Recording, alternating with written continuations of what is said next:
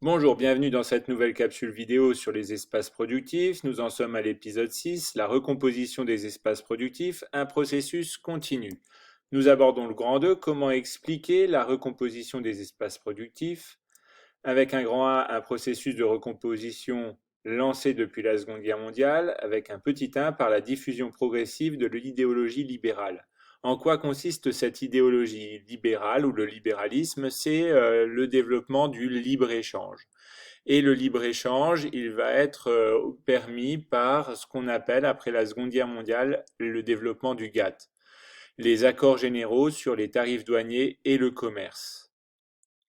En quoi consistent ces accords donc internationaux? C'est d'abord la baisse des taxes douanières à l'entrée des produits qui sont échangés pour réduire en fait le coût des exportations et rendre les produits importés compétitifs.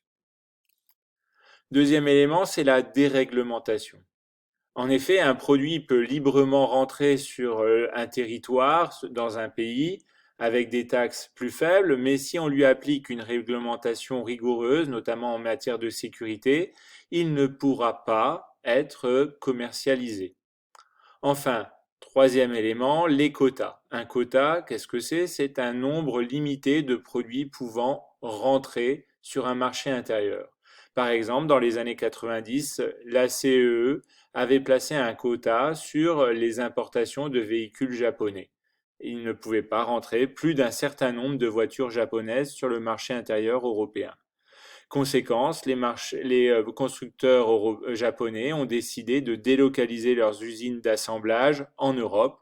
Par exemple, la dernière en date, à Valenciennes, avec Toyota, Yaris.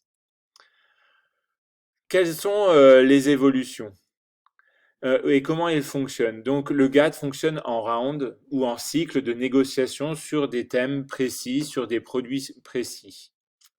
Très rapidement, on va avoir des blocages et on va évoluer à partir du milieu des années 90, notamment en 1995, vers une nouvelle organisation des relations internationales dans le commerce avec l'Organisation mondiale du commerce qui permet une négociation permanente sur le libre-échange et le développement du commerce mondial. Pourquoi peut-on dire que la recomposition des espaces productifs s'inscrit dans le temps long?